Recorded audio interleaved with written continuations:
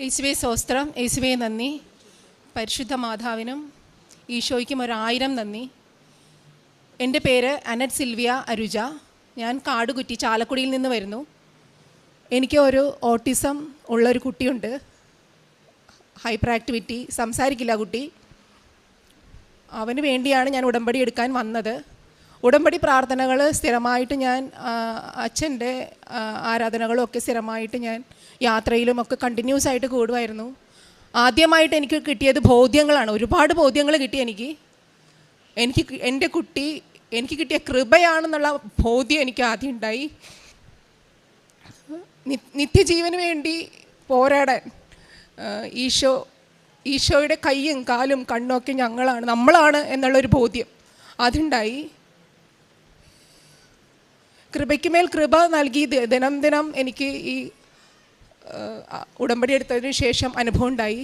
വളരെ കുഞ്ഞുനാളുകളിൽ തുടങ്ങി പരിശുദ്ധ മാതാവിൻ്റെയും ഈശോയുടെയും അനുഗ്രഹം എനിക്ക് കിട്ടിയിട്ടുണ്ട്. ഞാൻ വക്കീലാണ്.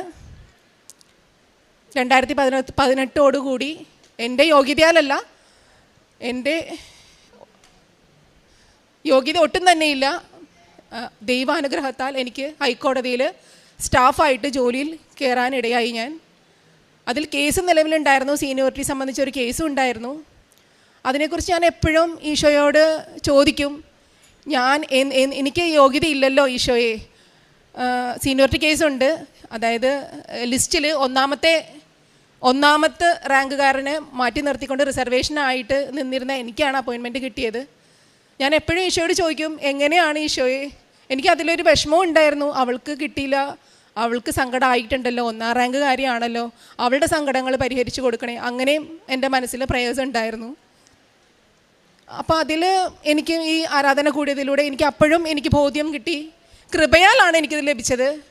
അച്ഛൻ പറയുന്നത് പോലെ യോഗ്യതയാലല്ല, മെറിറ്റ്സിലല്ല, ബട്ട് ഓൺ ഗ്രേസ്, ദൈവകൃപയാലാണ് എനിക്ക് ആ ഹൈക്കോടതി ജോലി ലഭിച്ചത് എന്നുള്ള ബോധ്യം ഉടമ്പടി എടുത്തതിന് ശേഷം എനിക്ക് വ്യക്തമായി കിട്ടി. അതുപോലെ തന്നെ എൻ്റെ മകൻ്റെ കാര്യങ്ങളും വളരെ വ്യക്തമായി എനിക്ക് മനസ്സിലായി, അത് കൃപയാണ്, ദൈവകൃപയാണ്. നിത്യജീവന് വേണ്ടിയുള്ള എൻ്റെ പോരാട്ടമാണ് എൻ്റെ മകൻ എന്നെനിക്ക് വളരെ ബോധ്യമുണ്ട്.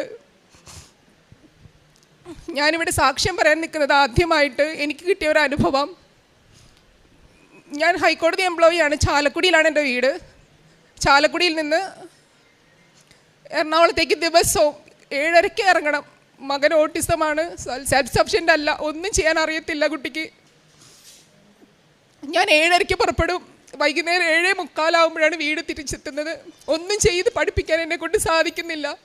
അമ്മ എന്ന രീതിയിൽ ഒരു തോൽവിയാണ് എന്നുള്ളൊരു ബോധ്യം എനിക്ക് എപ്പോഴും തോന്നിയിരുന്നു. ഞാൻ എന്നും റെയിൽവേ സ്റ്റേഷനിൽ നിന്ന് ഇറങ്ങിയിട്ട് നടന്നാണ് കോടതിയിലേക്ക് പോവാറ് ജോലിക്കായിട്ട്. ഇടയ്ക്കൊരു ആരാധന മഠമുണ്ട്, അവിടെ കയറി പ്രാർത്ഥിക്കും. അവിടെ ചെന്ന് മാതാവിനെ എൻ്റെ മക്കളെ ഏൽപ്പിച്ചിട്ടാണ് ഞാൻ എൻ്റെ ജോലിയിലേക്ക് കയറുന്നത്. ജോലിയിൽ കയറി കഴിഞ്ഞാൽ വീട്ടിലേക്കുള്ള കാര്യങ്ങളോ മക്കളെക്കുറിച്ചോ ചിന്തിക്കാൻ എനിക്ക് നേരം കിട്ടാറില്ല. ഒക്കെ മാതാവും ഈശോയും കൂടി വളരെ ദീർഘകാലം കൊണ്ട് നടത്തി തന്നു. എനിക്ക് ഉടമ്പടിക്ക് മുമ്പ് തന്നെ എനിക്കിതൊക്കെ ദൈവം എന്നെ കൈപ്പിടിച്ച് നടത്തിയിട്ടുണ്ട്. ഉടമ്പടിക്ക് ശേഷമാണ് എനിക്ക് ഇതെല്ലാം ബോധ്യങ്ങളായിട്ട് എനിക്ക് മനസ്സിലാക്കി തന്നത്. ഇതെല്ലാം ദൈവകൃപയാലാണ്. മാതാവിൻ്റെ കൈ പിടിച്ചിട്ടുണ്ട് ഈശോയും മാതാവും എൻ്റെ വലത്തും ഇടതും ഒക്കെ ഉണ്ടെന്ന് എനിക്ക് നല്ല ബോധ്യം കിട്ടി. പിന്നീട് എൻ്റെ കുഞ്ഞിനെ എനിക്ക് ട്രെയിൻ ചെയ്യാൻ പറ്റാത്തൊരു വിഷമം എനിക്ക് വല്ലാതെ ഉണ്ടായിരുന്നു. അപ്പോഴാണ് ഒരു ജിയോ ആയിട്ട് ഇറങ്ങിയത്. 16 മണിക്കൂർ വർക്ക് ടൈമിൽ റിലാക്സേഷൻ ഗവൺമെൻറ് ഉത്തരവായിട്ട് ഇറങ്ങി. അത് പക്ഷേ ഹൈക്കോടതിയിൽ ഇംപ്ലിമെൻറ്റ് ചെയ്തപ്പോൾ അത് ദിവസം 45 മിനിറ്റ് മാത്രമേ ഉപയോഗിക്കാൻ പാടുള്ളൂ എന്നും പറഞ്ഞൊരു ഉത്തരവാണ് ഉണ്ടായത്. അതുകൊണ്ട് എനിക്കത് ഉപയോഗിക്കാൻ പറ്റാത്ത അവസ്ഥയായിരുന്നു. ഏതെങ്കിലും ഒരു ദിവസം ട്രെയിൻ മിസ്സായാൽ ഞാൻ 1.25 മണിക്കൂർ വൈകിയാണ് കോടതിയിലെത്തുക. അപ്പോൾ എനിക്ക് ഈ പറഞ്ഞ ഗവൺമെൻറ് അനുവദിച്ച റിലാക്സേഷൻ എനിക്ക് ഒട്ടും ഉപകരിക്കില്ലായിരുന്നു. കാരണം 45 മിനിറ്റിലധികമാകുമായിരുന്നു ഞാൻ ലേറ്റായിട്ട് എത്തുന്നത്. അതിൽ ഒരു റെപ്രസെൻറ്റേഷൻ ഞാൻ കോടതിയിൽ ഇട്ടിരുന്നു. അതങ്ങനെ നിൽക്കുകയാണ് ഞാൻ ഉടമ്പടി എടുക്കുന്നത്. ഉടമ്പടി എടുത്ത് 2 മാസം ആകുന്നതിന് മുമ്പ് ഈ പഴയ ഞാൻ കൊടുത്തിരുന്ന ആപ്ലിക്കേഷനിൽ എനിക്കൊരു ഹിയറിങ്ങിന് വിളിച്ചിരുന്നു. ഗ്രിവൻസ് കമ്മിറ്റി ഹിയറിംഗ് ആണ്. 3 ജഡ്ജസിൻ്റെ പാനലാണ്. പുറത്ത് വെയിറ്റ് ചെയ്തിരിക്കുകയാണ്. അപ്പോൾ നിരന്തരം ഞാൻ അച്ഛൻ്റെ ആരാധന കൂടുക, ട്രെയിനിലായിരിക്കുമ്പോഴും പോകുമ്പോഴും വരുമ്പോഴും ഒക്കെ ആരാധന കൂടുന്നത് പതിവാണ്. അങ്ങനെ ഞാനിങ്ങനെ ഹിയറിങ്ങിന് വേണ്ടി പുറത്ത് വെയിറ്റ് ചെയ്തിരിക്കുന്ന സമയത്തും ഞാൻ ആരാധന കൂടുകയായിരുന്നു. അപ്പോൾ ആരാധന കൂടി പ്രത്യക്ഷീകരണ പ്രാർത്ഥന നിയോഗം വെച്ച് നിയോഗങ്ങൾ പറയൂ എന്ന് പറയുന്ന ഭാഗത്ത് ആയപ്പോഴേക്കും എന്നെ അകത്തുനിന്ന് വിളിപ്പിച്ചു ഹിയറിങ്ങിന് വേണ്ടി. എൻ്റെ ഭാഗം പറയാൻ വേണ്ടി എന്നെ 3 ജഡ്ജസിൻ്റെ മുൻപിലേക്ക് ഞാൻ ചെല്ലുകയാണ്. അവിടെ ചെന്ന് കഴിഞ്ഞപ്പോൾ എനിക്കൊന്നും പറയേണ്ടി വന്നില്ല, പകരം എല്ലാം നടത്തിച്ച് തരുമായിരുന്നു. ജഡ്ജസ് അങ്ങോട്ട് പറയുമായിരുന്നു, ഇത് കുട്ടിയുടെ റൈറ്റാണ്, എൻ്റെ പോലും അല്ല, അതെൻ്റെ മകൻ്റെ റൈറ്റാണ്. ഈ പറഞ്ഞ 16 മണിക്കൂറത്തെ ഒരു സാവകാശം എങ്ങനെയെങ്കിലും, ഒരു മാസം എങ്ങനെയെങ്കിലും കിട്ടുക എന്നുള്ളത് എൻ്റെ കുട്ടിയുടെ അവകാശമാണ് എന്ന് പറയുകയും, കൂടാതെ അതിലുപരി അപ്പം ഞാൻ ഈ നിയോഗ പ്രാർത്ഥനയുടെ സമയത്ത് ഞാൻ മാതാവിനോട് അപേക്ഷിച്ചത്, മാതാവേ എനിക്ക് എന്താ വേണ്ടതെന്ന് എന്നെക്കാൾ ഉപരി മാതാവേ നിങ്ങൾക്ക് അറിയാലോ, എനിക്ക് എന്താ ചെയ്തു തരേണ്ടതെന്ന് വെച്ചാൽ ചെയ്തു തന്നാൽ മതി എന്ന് ഞാൻ അപേക്ഷിച്ചിരുന്നു. അവിടെ ചെന്ന് അകത്ത് കയറി ജഡ്ജസിൻ്റെ മുൻപിൽ നിന്നപ്പോൾ നടന്നത് മുഴുവൻ അത്ഭുതകരമായ കാര്യങ്ങളായിരുന്നു. ഞാൻ ചോദിച്ചതിലുപരി ഞാൻ മനസ്സിൽ ഓർക്കാത്തത് കൂടി ദൈവം എനിക്ക് അവിടെ നിവർത്തിച്ചു തന്നു. അവിടെ ജഡ്ജ് എന്നോട് ചോദിക്കുകയായിരുന്നു, കുട്ടിയുടെ ജോലി വർക്ക് ഫ്രം ഹോം ചെയ്യാൻ പറ്റുന്ന ഒരു ജോലി അല്ലേ എന്ന് എന്നോട് ചോദിച്ചു. അപ്പം ഞാൻ പറഞ്ഞു, കോവിഡ് സമയത്ത് ഞാൻ അങ്ങനെ ഇരുന്നിട്ടുണ്ട്, നന്നായി ചെയ്യാൻ പറ്റുന്ന ജോലിയാണ് എന്ന് പറഞ്ഞു. അപ്പോൾ തന്നെ രജിസ്ട്രിയോട് ഇതിൻ്റെ ഫീസിബിലിറ്റി എനിക്കിങ്ങനെ ചെയ്യാമോ, ജോലി ചെയ്യാമോ എന്നതിനെക്കുറിച്ച് പഠിക്കാനായിട്ട് പറയുകയും അങ്ങനെ അതിന്മേൽ എനിക്ക് വർക്ക് ഫ്രം ഹോം ഫെസിലിറ്റി കിട്ടുകയും ചെയ്തു.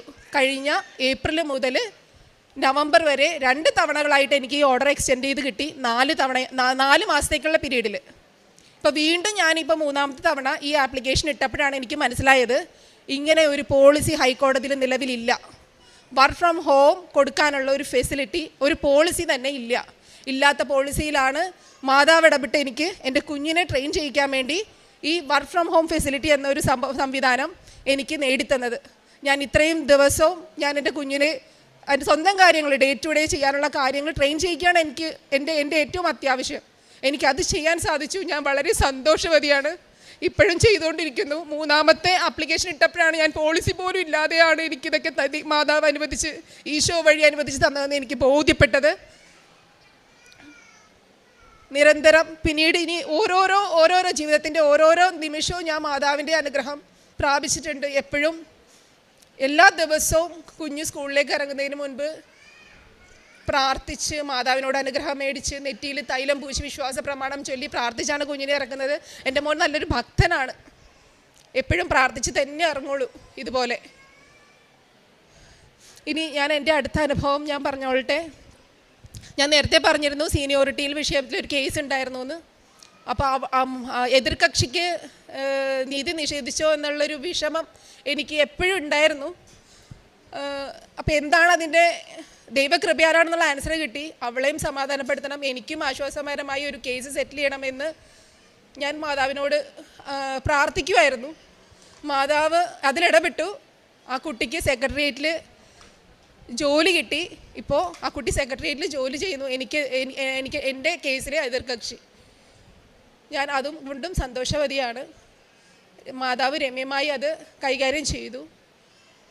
അടുത്തതായിട്ട് എനിക്ക് പറയാനുള്ളത്, ഏറ്റവും അടുത്തായിട്ട് എനിക്ക് ഒരു വലിയ അനുഗ്രഹം എനിക്ക് മാതാവ് ഇടപെട്ട് ഈശോയിൽ നിന്ന് ലഭിച്ചു. അതെൻ്റെ മമ്മിയെ സംബന്ധിച്ചുള്ളതാണ്. കഴിഞ്ഞ ഒക്ടോബർ മാസം അവസാനത്തോടു കൂടി മമ്മി സ്ട്രോക്ക് വന്ന് തീരെ തളർന്നു പോയി. വയ്യാത്തൊരു കുഞ്ഞുണ്ട്. എന്നെ സംബന്ധിച്ച് സഹനത്തിൻ്റെ മൂർധന്യാവസ്ഥയിലെ സമയമായിരുന്നു. തീരെ വയ്യ, എടുത്തുകൊണ്ട് നടക്കണം, ആരുമില്ല സഹായത്തിന്.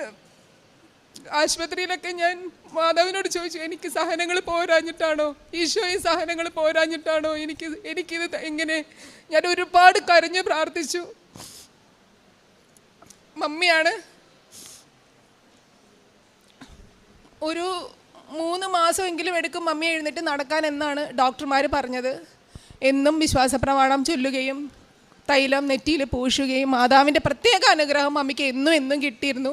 കാശുരൂപം മമ്മിയുടെ തലങ്ങണിയുടെ അടിയിൽ വെച്ചിരുന്നു. എപ്പോഴും പ്രാർത്ഥിക്കും. അതിൻ്റെ ഫലമായിട്ട് 3 ആഴ്ച കൊണ്ട് മമ്മി എണീറ്റ് നടന്നു. യേശുവേ സ്തോത്രം, യേശുവേ നന്ദി, പരിശുദ്ധ മാതാവിന് 1000 നന്ദി. ഞാൻ പ്രേക്ഷിത പ്രവർത്തനമായിട്ട് ഞാൻ കോടതിയിൽ പോകുന്ന സമയത്തൊക്കെയും പൊതിച്ചോറുകൾ ഭക്ഷണം ഇല്ലാത്ത ആളുകൾക്ക് കൊടുക്കുമായിരുന്നു.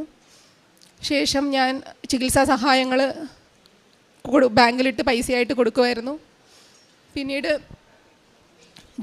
ലീഗൽ കൗൺസിലറായിട്ടൊക്കെ ഞാൻ വ്യാപരിച്ചിട്ടുണ്ട്. സങ്കടപ്പെടുന്നവർക്ക് ലീഗലായിട്ട് സഹായം വേണ്ടവർക്ക്, വീടുകളിൽ ഡൊമസ്റ്റിക് വയലൻസിലെ ആളുകൾക്ക് ഒക്കെ ഞാൻ സംസാരിച്ച് രമ്യതപ്പെടുത്താൻ ശ്രമിക്കുമായിരുന്നു. കരയുന്നവരെ ആശ്വസിപ്പിക്കുക ചെയ്യുമായിരുന്നു. പത്രം കൈ കിട്ടിയാൽ തിരിച്ച് എത്തുന്നതിന് മുമ്പ് തന്നെ ഞാൻ പോകുന്ന വഴിക്കുമൊക്കെ ഈശോയെപ്പറ്റി ആളുകളോട് പറഞ്ഞ്, മാതാവിനെക്കുറിച്ച് പറഞ്ഞ്, കൃപാസനത്തിൽ വരാൻ പറഞ്ഞ് മനസ്സിലാക്കി ഞാൻ പത്രം കൊടുക്കുമായിരുന്നു. യേശുവേ സ്തോത്രം.